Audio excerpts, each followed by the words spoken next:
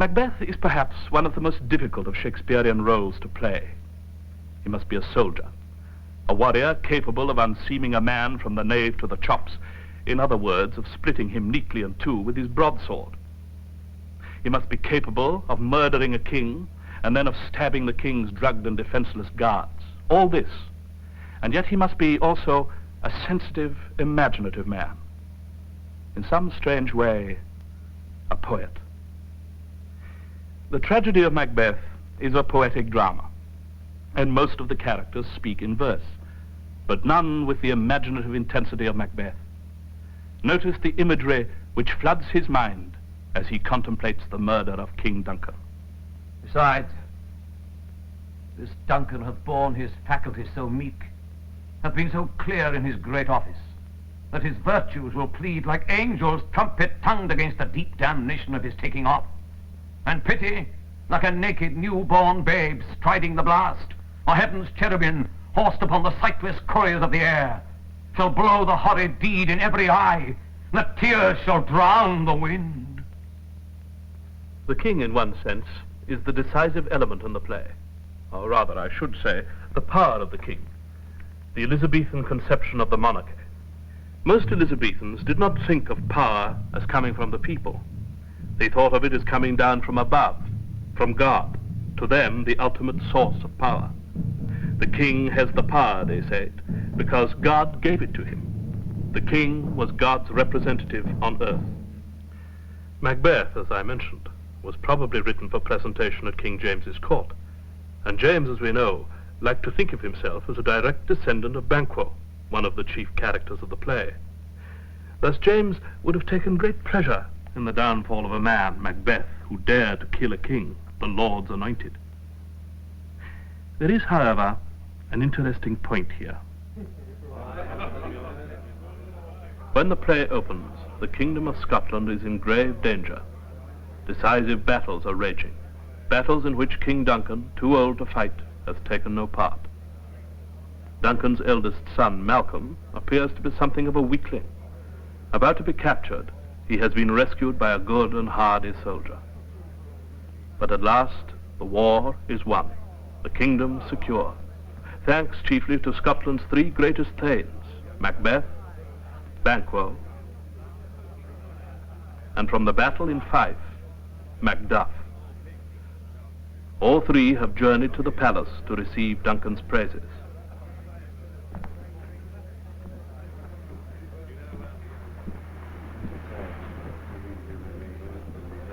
But Duncan, after bestowing lavish thanks, then goes on to do rather a strange thing. He decides that here and now, surrounded by the great generals whose courage saved the kingdom, is the time to name his successor to the crown. Any one of the three men is eligible and worthy to be chosen. But who does Duncan name? In this scene, let us see Duncan portrayed not as he usually is, as a great and wise king possessed of all the king-becoming graces, but as a man of wayward arrogance, corrupted by power, almost if not quite senile. Sons, kinsmen, thanes, and you whose places are the nearest, know we will establish our estate upon our eldest Malcolm, whom we name hereafter the Prince of Cumberland.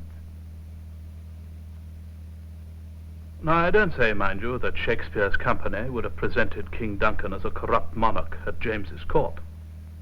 I do say, however, that such an interpretation, subtly hinted at, I feel, in the text, gives added edge and bite to the story, for reasons you will soon see. You will have noticed that I've included the nobleman Macduff in that scene. In most Shakespearean tragedies and histories, there are usually two antagonists whose opposition makes up one of the principal threads of the story.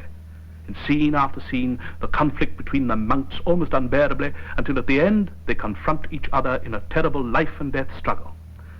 So it is in Hamlet, with Hamlet and the king, and so it ought to be with Macbeth and Macduff. The character of Macduff, however, is curiously neglected. His part seems underwritten, almost as though scenes are missing. For the Shakespearean director, who must mount a production in which the storyline is clearly delineated, this presents a problem. David Garrick, the great 18th century actor-manager, thought he had solved it in this way.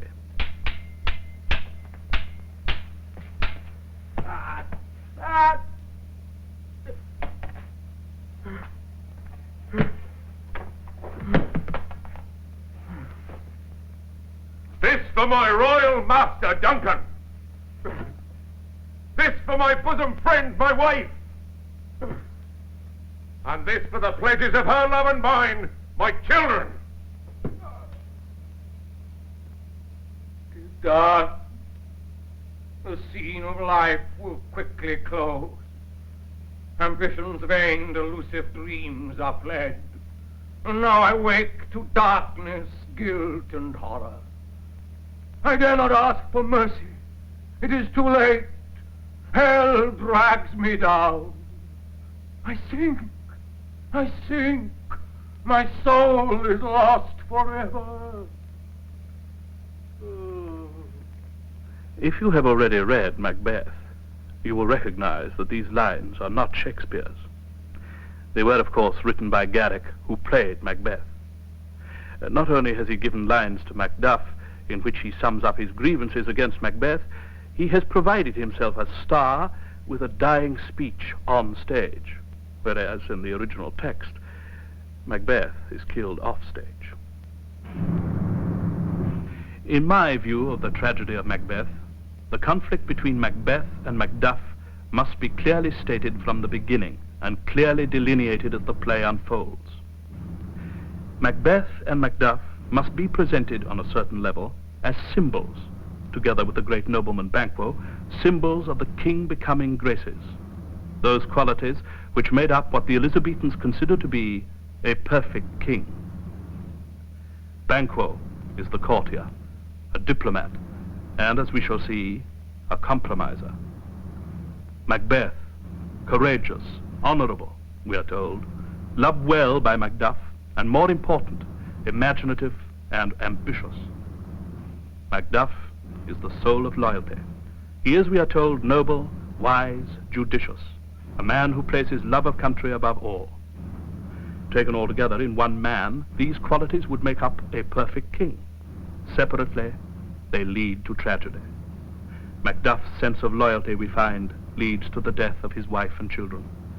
Banquo's diplomacy leads to his destruction, and Macbeth's imagination, perverted and finally diseased, results not only in his own death, but his country's near ruin. This, then, is the shape, the form, I would delineate on a political level.